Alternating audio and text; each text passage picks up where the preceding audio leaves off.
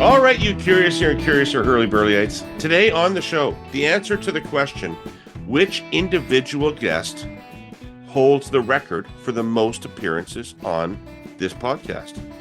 She's more than a friend of the show. That designation is for 2 or 3 timers. She's officially the unofficial Herle Burly in-house economist.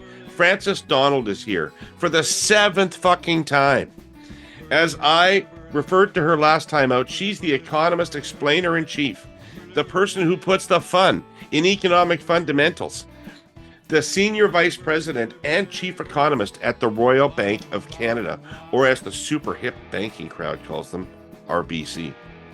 I'm super happy Frances is here because it feels like everything is changing with regard to our economic relationship situation, Trumpistan, or the United States as it was formerly known.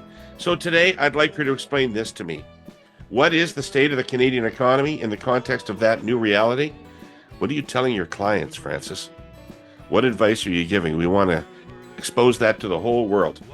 So how are you? Haven't seen you in a while. I'm personally quite well. Thank you for asking. It's fall, back to school. Times are changing. But it also feels like a weighty moment, doesn't it? Sort of culturally, politically, economically. And so there's this sort of nexus of feeling like fresh air and new starts, but also how do we process what seems like a tectonic shift in the way we think about the world? Well, let's just jump off that. What's the fresh air and new starts? Well, some of it is just the weather, David. So I appreciate the leaves turning and a new school year if you have children like I I hate do. the leaves turning. Is there a more obvious symbol of death and decay than the leaves turning? God, I hate that. But there's a purpose to this, David, right? So there's sort of this I think you can use fall as an understanding that we go through various cycles in life, not unlike demographic cycles or economic cycles, and that being able to turn inward and reflective is actually very, very healthy. So I think we should probably use the turning of the leaves as a good way to think about ourselves as economic agents, but also our place as an economic unit in the entire world. You're young. You're young. I'm Ish, 63. ish. I'm 63. I feel like a leaf that is turning.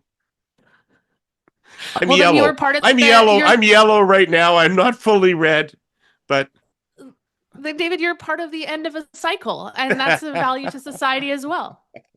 anyway, you let's get back to it. You implied actually that you see some things to be feeling positive about, and I would like to start with that if true. Sure. There's a load of things to say positive. We don't have to just start with things to be positive about. We can spend all our time today talking about the things to be positive about.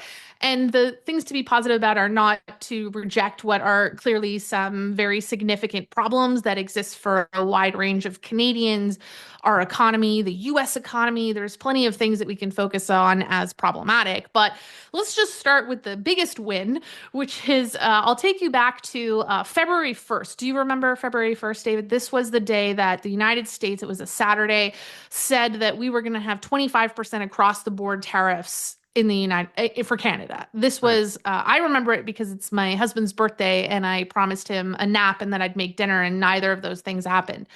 And so at that time, I will tell you that particular weekend was very, very intense. And we were running, like all economists and all shops and all C-suites and all governments, a range of scenarios. What could happen here and how bad could it get?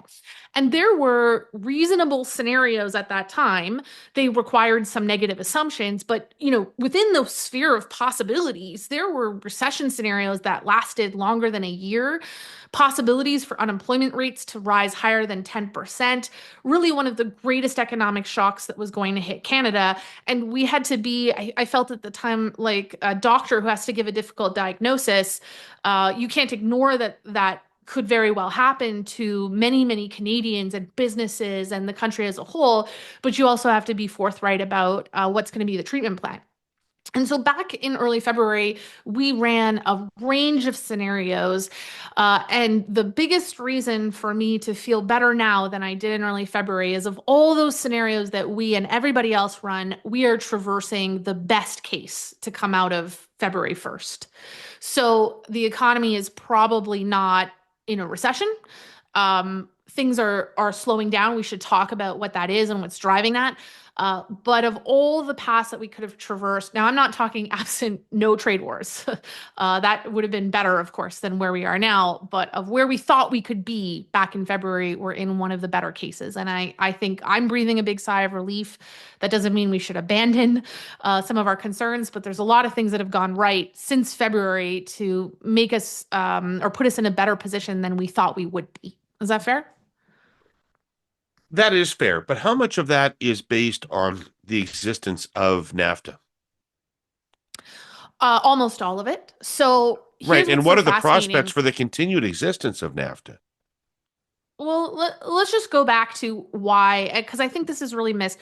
We talk, we'll see, I'll be in bed and Apple News will flash. Trump says tariffs are rising higher, and then there's panic across the whole country. And let's be clear, tariffs have been extraordinarily difficult for certain sectors, certain regions across the country. It's not to downplay that, but 90% of our trade heading to the United States is tariff free right now. So there's about 10%. And that's mostly NAFTA, USMCA, CUSMA, whatever version of the trade agreement between the countries you want to use. That's like 80% of it. We also have some other reasons why trade is duty free across the two. So what's happened is that one small segment of our trade in certain sectors is being impacted by US tariffs, and the rest of the economy is not being impacted by US tariffs.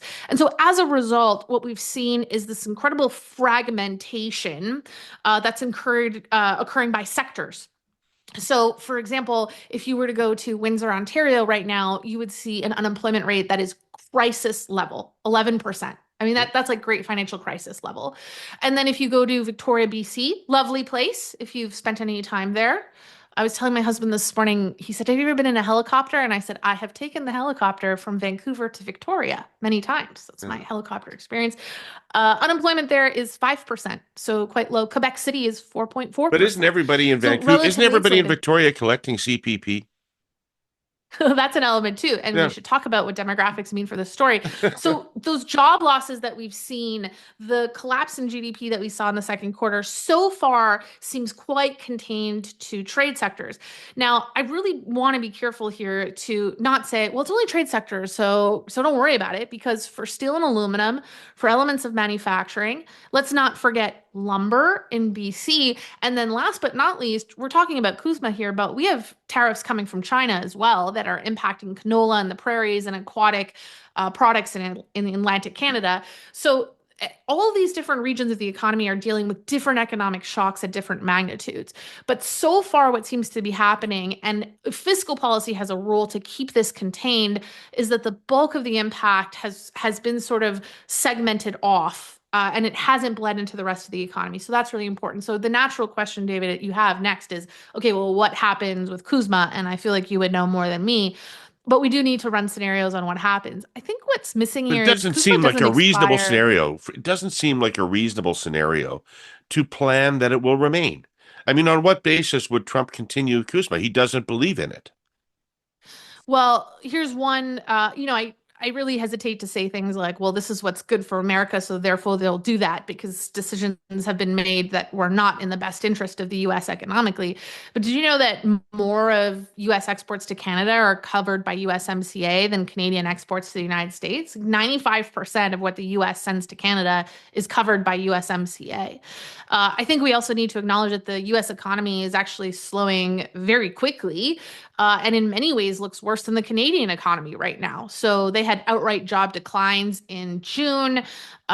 Most sectors are showing signs of slowing. There's recession talk coming out of the United States. I also think it's imprudent to say that this trade deal is going to disappear in its entirety when the United States is just as reliant and they're heading into a soft patch. I just want to make one last point, David.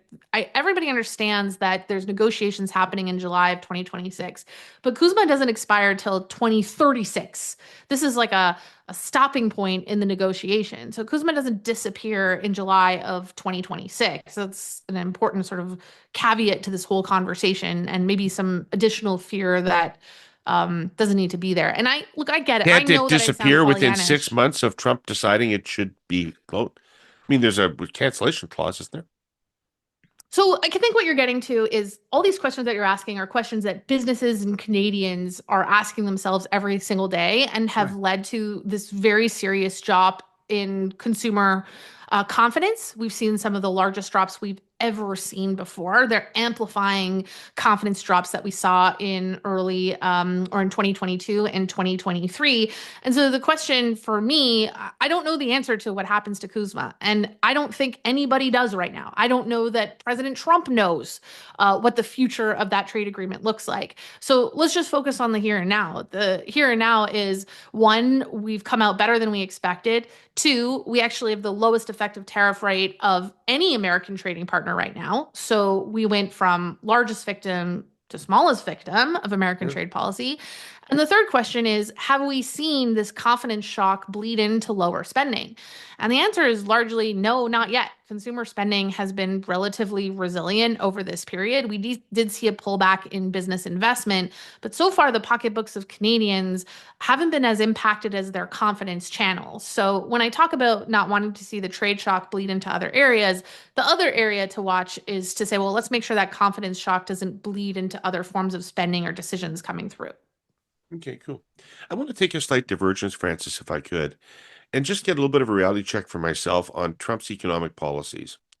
Um, I always look at them through the Canadian lens. But from an American lens, what are they doing to the American economy? And is there any argument that he is repatriating manufacturing, for example, and that he is making things better or going to make things better for at least some groups of people that have been disadvantaged by international trade and by trading arrangements? Like, is there any argument for what he's doing, and is there any prospect of success domestically in the U.S.? David, you mentioned your age earlier, so I'm going to assume that you are familiar with Roadrunner, Yeah, the yeah, yeah, yeah, show. yeah, yeah, Okay, yeah, so yeah. I'm trying to go with like appropriate metaphors for you. So you're familiar with the Wile E. Coyote moment where the coyote runs across the cliff and then just sort of floats there before you see the impact. Doesn't fall This until he is actually realizes he's off the ground. exactly. So this is a little bit the American issue, and I think one of the challenges is the American when I go on Fox News, which is still a surprise to me. I don't think they know I'm Canadian. When I go on sort of like American conservative channels, or I speak to those who are in support of these policies, and there are reasons that there are people who support these policies. I don't think we should dismiss that. What we'll hear is that we haven't seen tariffs show up in inflation in the United States, and then we've, collected billions and billions of dollars of tariff revenue, but it hasn't halted the U.S. economy, and therefore tariffs are not having a negative impact. But here's what's effectively happened that I think is really important to recognize is that we are in this air pocket because American businesses did something that each of us would do as individuals. You don't need a PhD in economics to get this. Do you have a favorite chocolate bar, David, that you like? Yeah, probably the crunchy. A crunchy, excellent choice. So, if I told you that crunchies were going to go up in price for 35%, I mean, I know you a little bit better after all these years of doing the show. I think that you would probably go to Costco, buy the biggest bin you could, and then put them in the freezer because also they are so much better in the freezer, if we just Right. agree with that one. Yeah. And you would stockpile as much as you could. And so maybe the next day, Costco would increase the price of your crunchy bar by 35%, but it wouldn't matter to you because you have this inventory of crunchy bars sitting in your freezer, and you, every time you wanted one, would just take one out of the freezer, and slowly but surely you would eat up your inventory that was bought at the pre-tariff price. So, over that period, you wouldn't actually feel any of the impact of tariffs until one day you open the freezer, you're very sad, you have no crunchy bars left, you have to go back to the store. And when you go back to the store, you realize, oh crap, prices are up 35%. You're forced to buy this at a higher price. Or you might say, David, I don't know. I don't want to make assumptions about you. You know what? I'm not going to buy those crunchy bars. So the seller of the crunchy bars is screwed. Or you might say, I'm going to buy fewer. Or you might say, I'm going to switch to Kit Kats. Or you might say, I'm going to still buy the amount of crunchy bars, but I'm going to buy less of something else. And so there's so many decisions that go into that moment of when you go back into the store at higher tariff rates. The issue in the US economy right now is that they have not depleted their freezer full of inventory yet. So they still have substantial stockpiles of everything from cars to Christmas toys, even back to school supplies were stockpiled. Even chocolate companies have talked about their inventory pile up. What's challenging as an economist is all of these different things have different shelf life. So, for example, food is really hard to stockpile. So those inventories got drawn down more quickly. We're starting to see food prices rise right now in the US data. Pharmaceuticals. So, insulin, GLP-1, these have expiration dates. You can't keep them in your freezer for years, but you can keep car parts, you can keep Christmas toys, and a variety of different things. So the issue in the US is this Wile E. Coyote moment where the warehouses and bonded warehouses are still very, very full. And so we haven't been able to assess the impact. And what I think is really bizarre is that the common sort of refrain that I hear on the impact to the American economy is that, well, businesses will absorb it. So don't worry about that. Well, here's what happens. If you're a business and your costs have gone up, you've paid effectively a tax, there's consequences for you. Either your profit margin shrinks, you're making less money, or you have to cut costs in other areas. And maybe they'll switch a little bit to AI, they'll look for productivity gains. But the most likely cost cut in America is labor. So anytime someone says to me, American companies are just going to absorb the tariff shock, that translates to me to future job losses. Or they can pass it on to consumers. They can do that for some consumers, but not others, and then prices rise. I think of it like, are you familiar with the trolley problem? I had to take a philosophy class one time as an extra credit. So the idea is that you're driving a train, and if you keep going straight, there's five people that are tied up to the track. And so if you do nothing, five individuals get smushed by your train. Or you can pull a lever and go on another track where only one individual is there. Is it coming back to you? Did you Mm. suffer through these types of Y- philosophical courses? I did. I So if think you're about it when familiar I with the think about trolley problem, self-driving cars. there you go. So I think about this all the time that basically American companies we can do nothing and they can just shed jobs, or they can pull their lever and pass the cost on. But neither of those outcomes are good outcomes for the US economy. I don't think we're really going to see that till early 2026 and into 2026.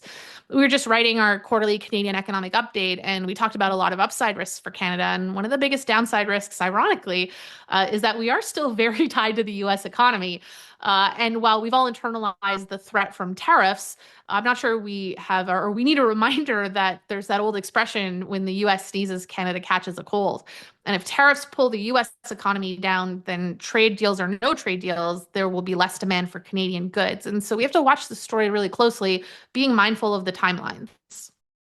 I hardly have to remind anyone it's wildfire season, eh? For me, there were more than a few mornings on the lake this summer when I woke up to a lyric from Deep Purple in my head. Dun, dun, dun, dun, dun, dun, dun. You know the one. Statistically, it's been the second worst season in Canadian history. But there is some hope. Our presenting sponsor, TELUS, a trusted ally and collaborator in community safety and environmental protection in Canada, is working to move our wildfire response efforts forward through cutting edge tech, like investing in Dryad's early warning systems for wildfire detection. These are solar powered sensors that provide real time monitoring and data on environmental conditions. When they're paired with TELUS's high speed communications networks, it means government agencies can respond fast and decisively. They also employ advanced analytics to predict fire behavior, which helps identify high risk areas and optimize resource deployment. In the terrible Jasper wildfires just over a year ago, TELUS quickly deployed helicopters to refuel critical cell towers, which meant uninterrupted communication for emergency services. It's all added up to $125 million in investments for emergency planning and response, helping to protect our communities and preserve our ecosystems. So, TELUS is more than a technology provider here. They bring strategic support to help government and responders achieve their goals in how we fight, manage, and prevent more wildfires. And because it's TELUS, there'll be future innovations too, Find out more at tellus.com/social impact. The U.S. the stock market seems to disagree with you, though. Why is the stock market so pleased? Well, the stock market is not the economy, and it's decreasingly the economy. So it is, like all things right now, extraordinarily fragmented. It's very biased towards seven stocks, tech stocks, which are largely unaffected by these sorts of developments. You have not seen the same sort of resilience in things like small caps or those types of businesses. And don't forget, we had a very significant drawdown in the US equity market back when these tariffs came into play around Liberation Day. And now the market's up 30%. So the question that I constantly have is, markets react very quickly and then move on to what the new news is. So one thing I think about a lot, I'm no longer an investment strategist. I'm only a chief economist. Frankly, that's enough for me. That's okay. I'm okay with one job. But one big question that I have is when we do see this impact hit, it's entirely possible that this is a market that says, well, we already knew that, internalized it back in April, and now we're focusing on what does 2026, 2027, and 2028 look like? Because that market is very, very forward thinking, very focused on tech and AI development. So the bigger risk to the US economy is that the US hypothetically, this is not my area, but hypothetically is in some sort of tech bubble, or that there's a reevaluation that has to happen about tech valuations. That's going to be a bigger issue if you're just looking at the S&P 500 than what's happening to the underlying economy.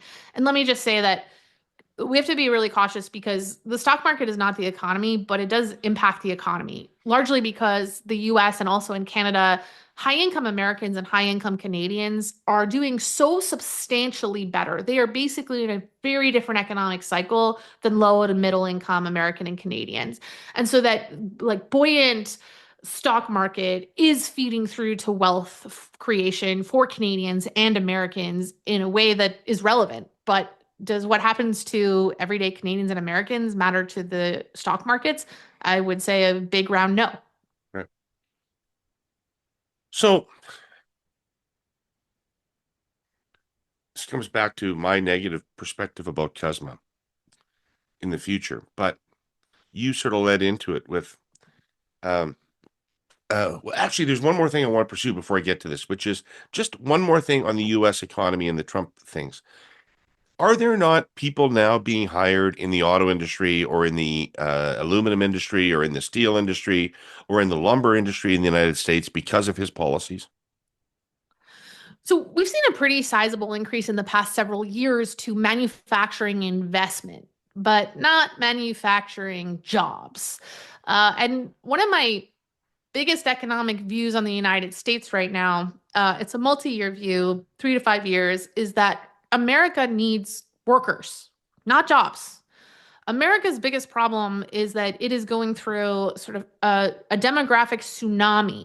And yes, immigration is a component of this, but there's been so much mass retirements in the United States. There's 2.2 million Americans that have retired just in the past 12 months. And next month, that number will be even higher. It's like exponential how fast this is happening in America, so much so that 40% of Americans don't work. 40% of Americans do not work right now. The labor force participation rate has been falling since 2001. And so sometimes you'll hear policymakers say, well, we need to attract people back into the labor force. But here's the problem. If you look at the prime age category in America, so that's 25 to 54. Don't worry, David, you can work after 54. This is just what economists call prime age. Oh, I 25 know to I'm not 54 years prime. old. I'm acutely aware. I feel bad. Like I often when I'm presenting that data, it's to those who are not in the prime age category. So I'm trying to think if I can like rename it at And the you're Bureau so of Labor prime. Statistics because You're that is so so awkward. prime right now. I'm currently still prime, but I will not forever be prime. So I would like to proactively change the economic way we think about this. So yeah, we talk about prime age labor, and prime age labor right now is at its highest level ever in the United States. It's like 83%. We've never had so many of that age cohort working as much as they are now. So this kind of idea that, oh, there's all these young men sitting in their parents' basements needing work, is not actually in the data to the same extent. So the biggest problem facing, Trump's let's bring jobs back is who the heck is going to work them? And there's a lot of comments around Americans don't want those jobs. But my question is there are no Americans to do those jobs, even if they wanted to do those jobs because of this development. So, and that's just going to get worse, and it's amplified by immigration policy. So, in the past 4 months, we've seen labor force participation rates for non-citizens decline in the United States as well. They're hiding. And so they're just choosing to leave, and this doesn't. We don't even have data on sort of illegal immigration and what share that is. So I think that I remember back in the fall being on US media and saying that Trump's immigration policy might end up being a bigger downfall for America than its trade policy. I don't know if I stand by that with as much conviction as I did then, because trade policy has evolved in a very difficult way for America. But immigration policy is exacerbating what I think is America's biggest structural issue. And this issue is presidential agnostic, right? Like whether it's this president or another president, we'd still be in this issue of this incredible and you mentioned Victoria is full of those who are getting government checks, but think about America as now being one big Victoria, BC, because 20% of the income in the United States right now is just coming from Social Security checks. 20%. So if the US falls into a recession, 20% of that income doesn't care because they're getting their check at the same time as well. And so this is when you start noticing that we get distracted by Trump policies when really there are these huge underlying issues, and being able to fix them requires either higher immigration or bigger government to support that group. Those are the issues that keep me up at night because, we've seen some cycles. There will be another president at a certain point with different types of policies, but this labor shortage in America and the demographic forces, the size of government, those are going to persist. So, as the air you breathe has been reminding you, this has been a severe wildfire season. We are well past Labor Day, but dozens of large fires are still burning out of control in BC, and new ones have been erupting. Manitoba has declared states of emergency twice this season, and it's been bad in Saskatchewan, Alberta, Ontario, Quebec, Newfoundland and Labrador, Yukon, and the Northwest Territories. Severe, it appears, is now normal. Canada is so vast that many of these fires can only be left to burn themselves out. But those that threaten communities and the economic corridors that run through them must be fought and contained. All summer, our sponsor, CN, has been in the thick of that fight. In the past few years, CN has created a firefighting fleet. Its big three are Poseidon, Trident, and Neptune. Fire trains equipped with pumps, hoses, water cannon, and high surveillance cameras. They can move fast to remote locations their tracks run through and deliver water, foam, fire retardant. They arrive at fires along the rail right-of-way crewed by specially trained CN railroaders. And this year, the capacity of each train has been doubled from 50,000 to 100,000 gallons. In July, when a fast-moving wildfire threatened Piers, Alberta, Neptune showed up within hours, supporting local responders and turning its powerful onboard cannons on the flames. Residents credited the rapid response with saving their homes. During the horrifying destruction in Jasper last year, CN's fleet delivered millions of gallons of water, bolstering official efforts. The expansion of the CN firefighting fleet continues. 2 nimble rapid response fire cars, Oceanus and Amphitrite, were added this year. Water trailers are being installed along tracks in arid, remote locations. And CN's firefighting railroaders learn as they work. They adapt, they become more effective. As I said, we can probably expect summer after summer of flames and smoke. But the communities along CN's vast network can also expect Trident, Poseidon, Neptune, Oceanus, Amphitrite, and their crews to be doing overwatch. That's a promise. So let's come to Canada and talk about the implications for Canada. So, since I'm old, unlike you, I remember the 1988 election debate around free trade. And the people who remember that debate remember that John Turner said to Brian Mulroney that if the economic levers of Canada went to the United States, that the political levers would at some point follow, inevitably, to the United States. That's the memorable exchange. But these days, when I think about that debate, I think about another exchange between the two of them, and that was when Prime Minister Mulroney said, "Well, if the free trade deal doesn't work out, we'll just cancel it and get out of it." And Turner said, "Well, now you're being ridiculous, because once that integration starts with the United States, there'll be no turning it back." So, um, now that the Prime Minister says our relationship is ruptured and will never be the same, what are the prospects for a Canadian economy that is not as integrated with the United States? I suppose it's um, what does not qualify? Is it like a 2 percentage point move? Is it the 50% of our trade going globally? I like to be aspirational. I think Canada is still surrounded by three oceans and the United States. But if there was a moment to be aspirational about trade diversification, it would be right now. For two reasons. One is that Canada does have the seeds of a very powerful service economy, and we have companies like Shopify, for example, that have demonstrated this.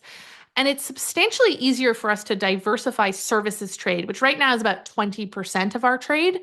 It's substantially easier for us to diversify services trade. And I think we should lean on that idea. This is also something that prior Governor Poloz from the Bank of Canada would talk a lot about is, hey, we don't even have as much data on services trade. Why don't we think about this?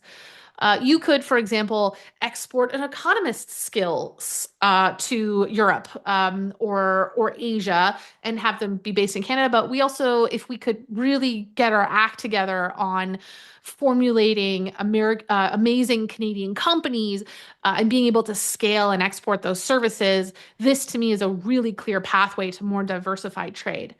The second reason now is a moment to be aspirational about trade diversification is that something very interesting has happened in the past 6 months. And because President Trump he's been called a transformational leader by our prime minister, something transformational happened, which is countries around the world started kind of sitting down, just like, your credit card starts bumping up against the maximum all the time, and you sit down with your spouse and go, hey, maybe we should just take a look at some of our spending here.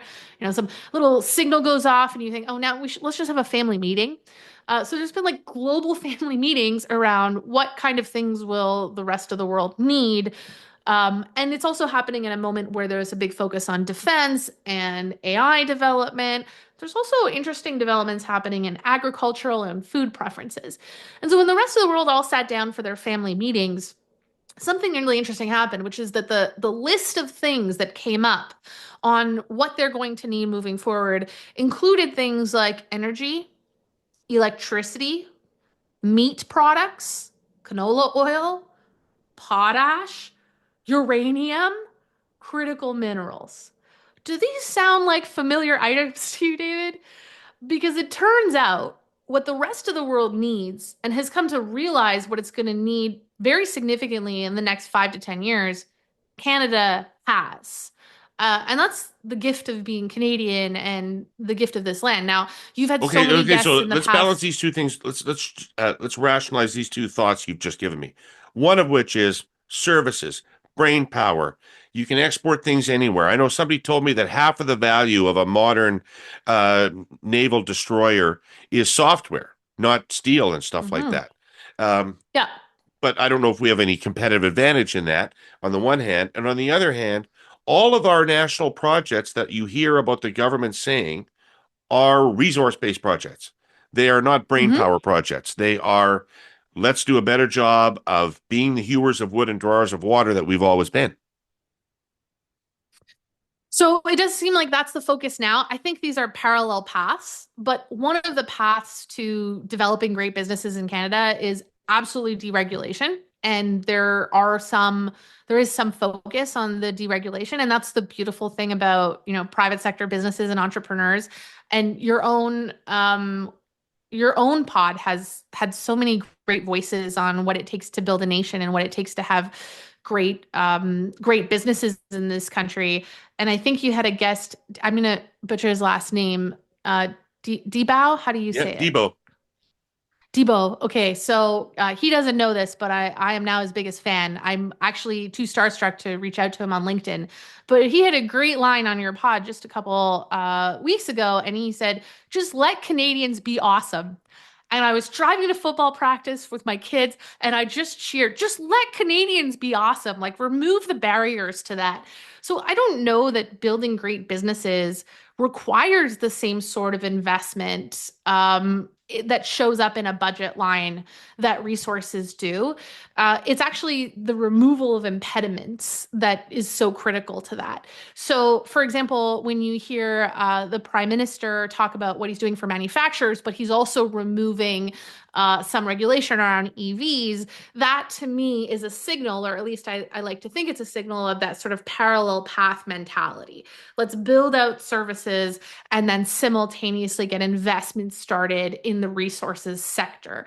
And of course, now the common retort to that is, yeah, but we've heard this before and it takes a lot and it takes a long time to get shovels in the ground. And these things are all very true.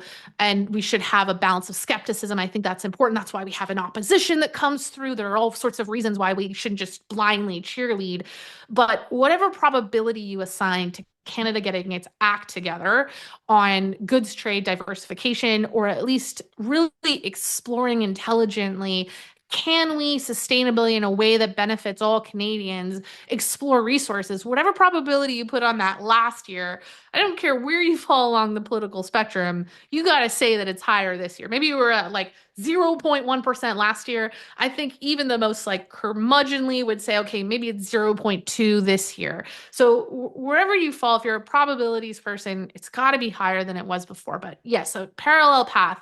Remove obstacles to Canadians being awesome, and then also kickstart investment in goods. And that's a pathway towards diversification. It's not going to be next year, though. Right.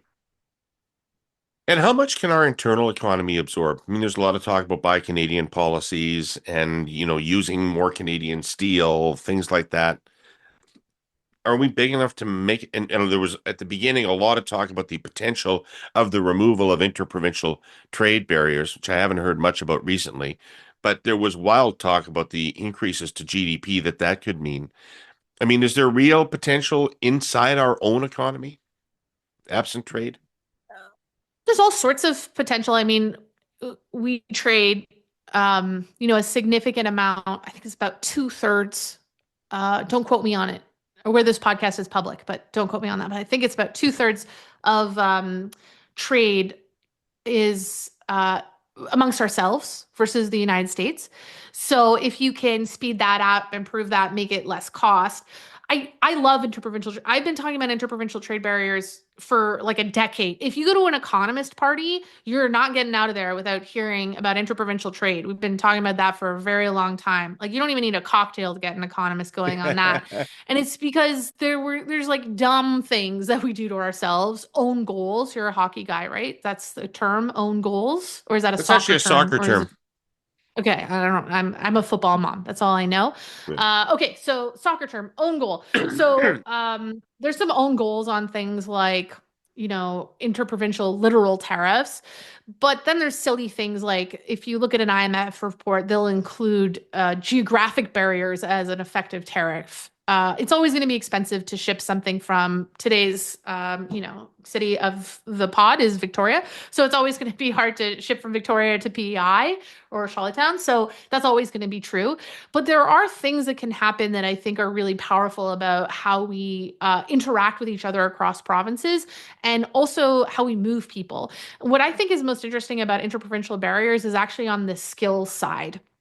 So, skills recognition across provinces is an area I think we should ramp up pretty significantly, because if we could move labor around, I think it would really help to bolster a significant amount of innovation. I also think this is really key to affordability issues that exist that really contain people or constrain people to certain cities and provinces.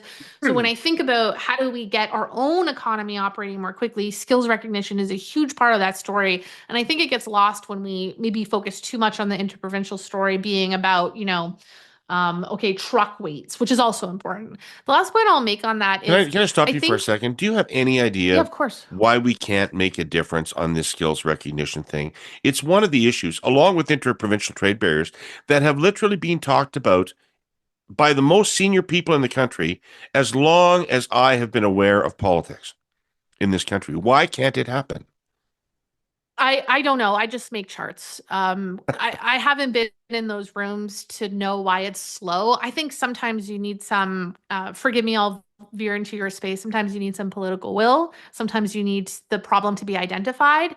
And when we had this enormous amount of growth really concentrated in places like Toronto and Vancouver, maybe there wasn't the same sort of focus, but there's so much emphasis right now on how do we migrate growth and people out of particularly these two cities in order to alleviate pressures that are building up. I also am really hopeful. This is my big hope, and we're trying to do this at RBC Hmm. Economics, that we tend to think about Canada always as one economic unit. And I love that because I'm a proud Canadian, and there's so much that ties us together as a whole nation. And there's a lot of focus on this one economy. But think now about the pressures that each individual province are facing. When I think about tariffs, for example, the metals and manufacturing tariffs are really disproportionately hitting Ontario, Quebec, Manitoba a little bit. BC is not really struggling under the weight of steel and aluminum, but they're struggling under the weight of lumber tariffs. Then we have That's a bigger industry for Chinese tariffs. Canada, isn't it? It's huge. Absolutely. In sheer numbers, yes, lumber is bigger. And then we have other provinces that are facing other threats like canola tariffs, rubber tariffs, aquatic products. So the issue with the trade shock for me is that it is really impacting everybody so differently. And this is why we need, in my opinion, we need provincial policy and federal policy to target regions and peoples that are suffering most, but differently across the country. I think that story is getting missed right now. That there are many pockets of challenges, but those challenges are different and they require different types of response. When it comes to most facets of our lives, performance matters. That goes for politics, when we call on our leaders to deliver on the promises they campaigned on.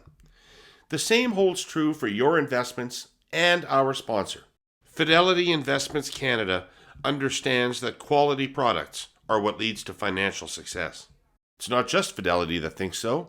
Canadian investors agree that reaching their goals is paramount, and whether it's retirement, saving for a home, a dream vacation, or insert your own financial goal here, accessing high performing products is more important than the fees associated with investing.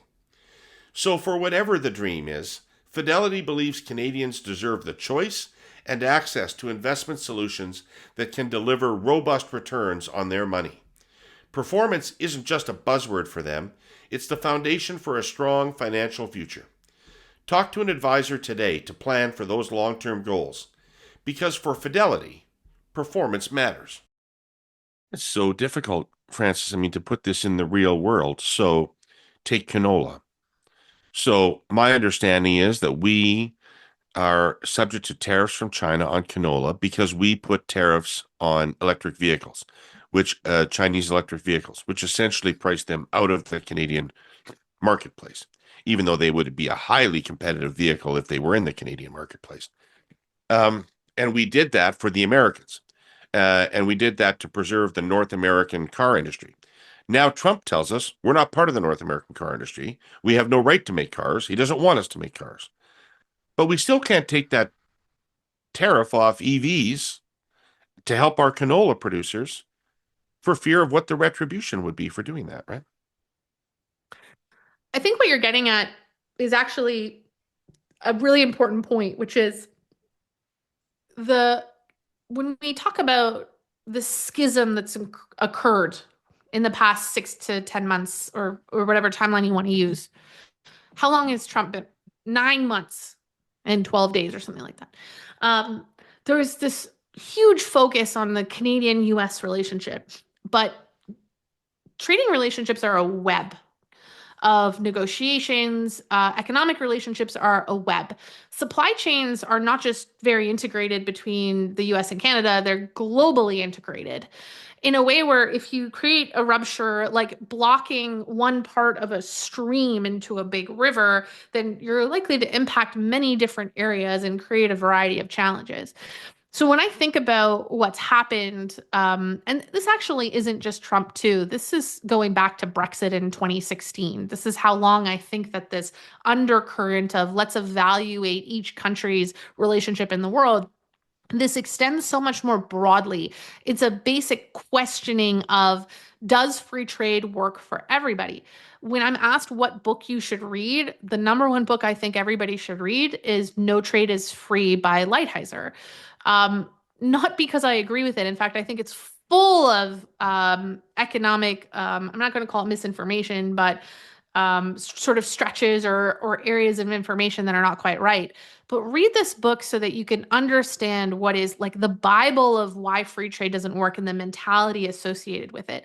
And if you do that, you'll start to recognize that this is not attached to one president. It's not even attached to one trade agreement. It's a web of relationships happening across a range of countries.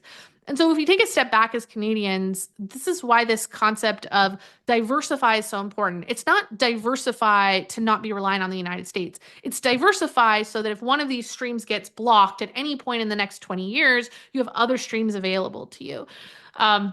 Why do we want to become one Canada? Because we want to be able to become a little bit more insular in being able to provide items of, hate to say it, national security for ourselves as well. Because this isn't just another 3.5 years, it's a 20 to 25-year shift. And if we only focus on this trade issue that Canada is focusing being about President Trump or just about the United States, we're going to make mistakes as we develop our own policies and our own economies. Okay. Let's talk about a few Canadian specific issues. We have a budget coming up this fall. We have an economy that is struggling. We have massive new defense expenditure obligations. We have national projects to get off the ground. What are you expecting the government's fiscal situation to be in the budget? I don't know that I have any concrete expectations, but what are the factors that I'm looking for? Maybe. Can I reframe your question? Sure. Mm-hmm. I must be so hard to be married to, like just as I'm thinking through I that. I Like doubt that. I doubt that. I'm I, sure you're a I jewel. reject your question. I'm restarting your question. Okay, so let's just take a step back and think globally about the context that our Canadian government is setting a budget in because it really matters. Right now, across the entire world, there's a precarious situation occurring, which is that we think of interest rates as maybe what the Bank of Canada sets or the Federal Reserve sets, right? But actually, there's a different interest rate for how long you want to borrow. It's the maturity of what you're borrowing at. It's called the yield curve. I'm so happy for you if you've never had to look at this, but effectively there's a curve. And if you borrow for a shorter period of time, the interest rate is lower. And if you borrow for a longer period of time, out to 30 years, your interest rate to borrow that long is much harder. Just like when my brother asks to borrow money from me, is he asking for 2 days or is he asking for 5 years? I'm going to make him pay more if he's borrowing for 5 years. So the issue in globally right now is that the long end of the curve, how much it costs to borrow for 30 years, has been rising for all countries. And what's been really peculiar about this is that it's been rising at the long end, but falling at the front end. So central banks are trying to bring down interest rates everywhere, but they've sort of lost a bit of control about the long end of that interest curve. And that's because countries or investors around the entire world are questioning how big governments have become and they're questioning debt sustainability. So they are basically saying, I don't know, maybe your brother's not going to pay you back in 5 years. So I need an even higher interest rate to pay for that. So as the Canadian government goes into this, there's exceptional focus on have governments become too big? how much debt sustainability is there? And this is true globally for everybody in a way that it hasn't been for many, many years. So the Canadian government has to, or the federal government has to balance two things very closely. There's an enormous expectation on Canada from global investors that Canada is about to basically like win its own Super Bowl of investment, that it's going to get its act together, invest perfectly well, that now is the moment, and banker economist Carney is going to rev this economy back up to life. It's the lowest effective average tariff rate of any country. So let's see you put your money when your mouth is, put together high multiplier, infrastructure heavy investment. At the same time, there's a lot of concern about governments becoming too big and taking on too much debt. So Canada has to balance those two things very, very carefully as they move forward. What I'm looking for is I really need to see clarity on this at this operating expense versus investment categories. You might remember Alberta tried a variation of this not too long ago. It was really complicated for global investors to understand, and they got to make sure that they're super clear about how they're booking these two things and that they're not necessarily playing games with categories to make some categories look better or worse. So that's going to be a big component of it. And And last but not just to be least, clear, the thing that matters about this is that investors will make a distinction between a country that is spending its money on crunchy bars and a country that is spending its money on on pipelines. yeah. So what global investors want to see, and why am I focused on global investors here? So Canadian government will make investments that better the lives of Canadians, and we're always watching for that. But as sort of a global economist and one that spends a lot of time looking at financial markets, I really need to make sure that global investors still want to lend to Canada and believe that Canada is effectively the cleanest dirty shirt out of all of the governments that are probably spending too much money. So when this budget comes out, there's going to be a lot of focus on what the deficit is. What is debt to GDP? For most of the world, they're not going to be looking at those numbers in absolute terms. They're going to be looking at them relative to everybody else because that money has to flow to some country. So you're always looking for who's doing this the least bad. That's effectively the story coming through. So when I look at this budget, what investors are going to look for is, are you investing in things that have high multipliers? So if you put in $1, how much growth is that going to generate?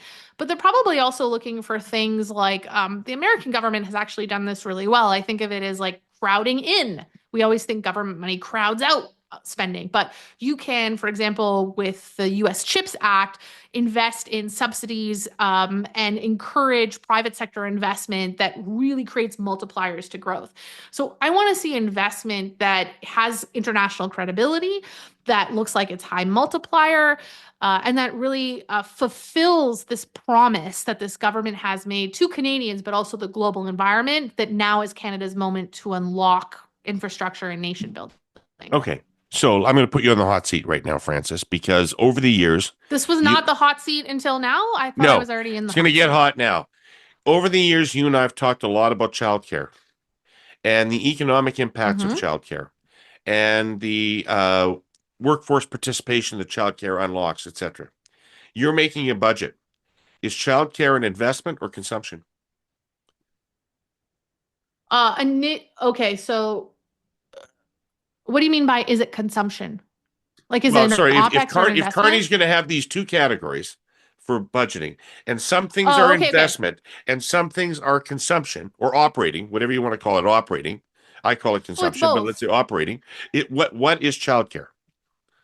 Oh, that's a great question. Just conceptually, I don't know how they're going to book it, but initially it's investment, right? Because you have to put an element into it to develop programs and infrastructure. So that would be an investment component, and you think there's going to be returns. But there'll also be operating components to that as well to keep it running. So this is why I'm saying, I so love conceptually this idea, and we should think about government spending this way. We absolutely should say there's regular run-of-the-mill operating expenses, and then there's things we run in parallel to make the country better. But there are things like childcare, which kind of flow into both categories. So initially infrastructure, but there'll be operating expenses as well. And actually, I think, David, what you're highlighting is a new topic. We have a paper coming out on this in the next week or so, is that there are these demographic shifts that are occurring occurring in Canada, particularly an aging population. And right now, we're really focused on the investment component in Canada, as we should have. But the elephant in the room for me is that as our population ages, as the leaves turn red, that operating side of that budget, there's going to be needs and promises that were made to Canada that make it really hard to make that smaller because we have to take care of Canadians. And so the operating component is also going to rise. So I don't think we need to villainize the operations side so much as we need to really conceptually understand that investment creates multipliers and investment maybe is the near term focus. But just saying, the operating side is what we should spend the least amount of time doing that. I don't know that that's necessarily the case either. And it won't be the case over the next 10, 15 years.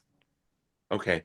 If I have you for another couple of minutes, I want to bring this right down to street level for a second because we've been talking and the government's been focused on, we've been talking about what the government's been talking about, which is international affairs, geopolitics, new trading relationships, new investments.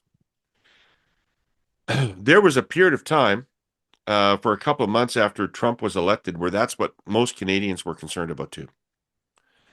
But in the polling that I'm doing, the public focus has reverted back to the cost of living and is no less preoccupation of Canadians than it was at the height of inflation, and is well up the income scale in terms of the kind of people that are very concerned about the cost of living and their ability to meet their financial obligations. I'm finding some alarming things about food insecurity, increases in the number of Canadians that are food insecure. And I'm wondering what's going on there and what is government supposed to do about that? Like, the prices of things are not coming down. Maybe shelter's coming down a little bit, but food prices are not going to come down. They are where they are, and if anything, they're going to go up. So what can a government do about the fact that an increasing number of its citizens are having a difficult time affording the cost of living? Well, I feel like this was your last question, but it could have been your first question. We could have done the whole hour on it. Let me just say this. I turn on the television and I hear my government tell us all the time, we're in a crisis. And my issue with that is we're not actually in a trade crisis. We're in sort of like a trade adjustment, and there are sectors that are really feeling that very painfully. But the biggest problem in Canada, in my opinion, right now, is not a trade crisis. The biggest problem in Canada right now is that we have had a persistent housing crisis. We are in a persistent affordability crisis. We are in a persistent productivity crisis, excess regulation. Like all these issues that you've been talking about on your pod for years, they didn't disappear. And some of them have gotten worse over the last year. So I understand it is so hard to try to, there's like 10 buildings burning and you have to choose which one you're going to focus on. And you're going to go to the one that seems like it's the biggest blaze. And that's been trade. On housing, housing to know what's the issue. There's like 6 issues. And if you solve one, it's not going to help the other ones. There's like too many dog crate condos in Toronto. There's, lack of construction. Some will argue maybe one feeds the other. There's insufficient capacity to build out. I could give you this really long list. There's a philosophical discussion about should everybody be able to be in a single family home. And it's also very regional. Like home prices are up 8% in Montreal right now, but they're down 6% in Toronto. So all these different places are facing different regional issues at play. But the hard truth is that affordability, while it's technically improved on my charts in the past 2 years, is basically at one of its highest or worst levels ever. And really, the only path forward is this wealth transfer from those who own a home to those who will pass it on to their children. And I hate that because it's institutionalization of inequalities that exist within the country. Rents are up almost 30% since January of 2020. Food is up almost 30% since January of 2020. Now, economists are going to tell you, I've heard them on your own show say, yes, but wages are up 26%. So actually, it's fine. I think there's 2 issues with that. Well, empirically, that's not incorrect. We talk about wages in aggregate, but we know wages haven't grown as much for low and middle income Canadians, and we know low and middle income Canadians spend more on food and shelter out of their income. So in real terms, I don't think it's fair to say, "Oh, but you've made that much more money." I also think psychologically, inflation is extraordinarily damaging for folks because I don't know, I don't go to the store and buy a cauliflower and say, "Oh, September of 2024, it cost me this amount." People are trying to find homes. Rents are extremely high. Job creation in Toronto is very low. And so you have this mismatch of high unemployment rates in places where housing is the most unaffordable. And so that's how you end up with this silly notion. People are complaining, but the economy's fine. And you have these really long lines to food banks at the same time. It also speaks to another big issue in Canada. So I talked a lot about sort of provincial divides across the country and why we have to be careful about saying one Canada. But this economy is on two economic cycles. It's high income Canadians who benefited from higher interest rates or had no mortgages, benefited from extraordinarily strong stock market, and haven't had the things that they buy go up in price as much. And then low and middle income Canadians who have been renters didn't benefit from the stock price increase, and high interest rates have penalized them. But we're pretending it's one Canada, and it's not. So this is still an affordability crisis. Prices are not going down. And maybe the last point I'll leave you on here, David, is that right now we're thinking that inflation is the Bank of Canada's mandate, and it technically is. But the things that are creating these rises in prices, they're not monetary. When you and I went to school and we learned about economics, we were told that, inflation is driven because you and I go out and we buy too much stuff. We've got too much money, we go around. So we go to restaurants and we buy toys. So if we want to have less inflation, let's just make everyone poorer and then they won't buy as much stuff. That's effectively what it is. Okay, I know I'm being cruel, but like that's effectively what it is. Hmm. But what happens when food prices are I going don't think up John Crow thought it because was cruel. He thought it was perfect. what do you do if food prices are going up because there's a drought in South America, because there's bugs that are killing orange crops in Florida, because there's a war in Eastern Europe? It doesn't matter how many times we cut or raise interest rates, that's not going to impact inflation for Canadians. What do you do when the problem with home prices rising is not that interest rates have been too low, but we don't have enough people to build out supply and we can't get skills recognition so that folks can leave Toronto? Neither of those factors are fixed by higher interest rates. So we're sort of relying on the Bank of Canada now, and the economy's been weaker, and there's calls for the Bank of Canada to cut. But this is the role of governments to come through and say, where are these affordability crises, and not really relying exclusively on the Bank of Canada.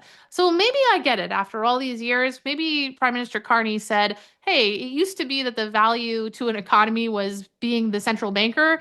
Now I think that actually we're switching from central banks being the dominant drivers of the cycle to governments being the most important saviors. Maybe he clued in on that earlier from me and came to the decision of where he wanted to be for the country. Yeah. All right. Let's end on a positive note. When you look forward, what are you feeling optimistic about? I feel optimistic that the rest of the world has rallied around Canada. When Is I that true? travel Really? Yeah. across, okay, so the other week I went down to New York City to see a bunch of hedge funds. Now these are sophisticated, you know, guys who like to. There's some gals too, but they're minimal. These are people who like to find the one error in your chart pack and point it out to you to challenge you on every single element of your story. And I've been going to see them for years, and actually, it's very intellectually rewarding. And you really got to come up with your A game. And so they packed my schedule with hedge funds, and I said, "All right, let's go. Let's go to Midtown Manhattan. I'm ready to put my best suit on, go with my chart pack." And I walk in, and for the first time in my entire career, so in the United States, they think of me as a US economist. I sit down, they push the US chart pack to the side, and they say, "Francis, tell me about Canada. What is going on there? Tell me more, because it seems like you guys have the right resources. Sounds like you have this new government that's thinking differently. It sounds like you're actually, the least hit by this trade war. Tell me everything you know about Canada." And I have seen this personally across the entire world, but we also know that global governments are thinking about trade agreements differently. And so now is a moment where I think we can operate on, or we can leverage this interest in who Canada is and what it can provide for the rest of the world, not just being an afterthought, but actually being more of a central nucleus to everything from what trade agreements can look like, how countries can operate more uniformly, how you can think about investing and supporting an economy in a way that's more socially friendly. Like, there's so much that we have to offer the world in terms of how countries can be run better in this post-Trump world. And I'm excited about Canada being part of that leadership. That is very exciting. I mean, I had no idea. That's like a fantastic story. Thanks. Yeah. Yeah. So, I think that, again, we didn't talk about housing or affordability until the very end today. Those are really present and ongoing issues that need to be addressed to help Canadians. And when we just focus on trade or, oh, we're traversing the best path, we can't leave those people behind from that conversation. But Or now they won't is a continue to moment, support I this think. political agenda either. Right. Right. Like, so we've made a lot of promises to Canadians. We've made a lot of promises to the rest of the world about what Canada can become. Now is the moment for us to deliver on that. And I just, you've been a sports fan for a long time, David. So have I. I think we're both Montreal Canadiens fans. If there's one thing I know, it's like when your team is down and out, when they, don't make the playoffs and things have been going wrong, you don't hang up your jersey and like go root for the Penguins because they won some or whatever. Like, you don't do that. You take advantage of the cheap sheet seats. You show up in the front row and you cheer like hell for your Yep. team. And so now is the time for us to cheer like hell for this country, even though we haven't gotten it right, even though we didn't make the playoffs for a long time. Like, I just want to be in the front row and root for us. Awesome. All right. I'm going to be there rooting with you. Thank you for this optimistic take at the very end. And thank you, Francis, as always, for the conversation. I mean, I just find myself smiling through the whole thing because you're such an enormous delight to talk to, full of ideas and knowledge and a really fun way of talking about it. So it's just always a real privilege to spend time with you. Thank Well, you. that's very kind, and I'm very happy to be back today. All right. Well, thank you again. And I want to thank today's sponsors, TELUS, CN, and Fidelity Investments Canada. And I want to take a moment, if I can, and of course I can because it's my show, to hype a live Hurly Burly event. We're doing a live podcast, which we'll record for rebroadcast next Thursday evening, September 18th at the Chateau Laurier in Ottawa with the Canadian Club of Ottawa. The subject, Look West. And my special guest is BC Premier David Eby. If you want to attend and network at that gig, you can find tickets at canadianclubottawa.ca. But you got to click now because they're almost sold out, and the two Davids are going to rock that place. So be there. All right. Francis Donald, I hope you'll come back soon. I hope it'd be good if you were a regular on this show, actually. What does it take? What does it take? Oh, thank you. I hope I run into you soon, and take care of yourself and all you Herle Burly-ites out there. Thanks for watching or listening. We'll be back next week with some more stuff. Maybe it'll be as good as this. Probably not. See you then.